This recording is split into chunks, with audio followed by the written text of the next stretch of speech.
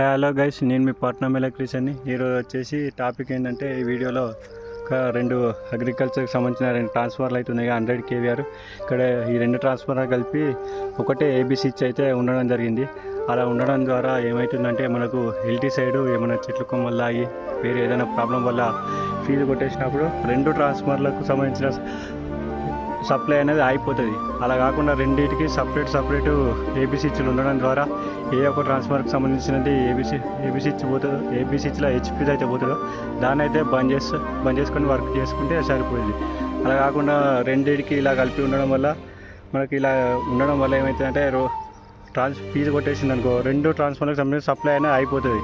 అంటే మనకు ఒక 100 kVAr 25 మోటార్లు, దీని మీద 25 మోటార్లు వస్తున్నాయి అనుకో, రెండింటికి 50 మోటార్లు కూడా పని చేయకుండా అయిపోతుంది.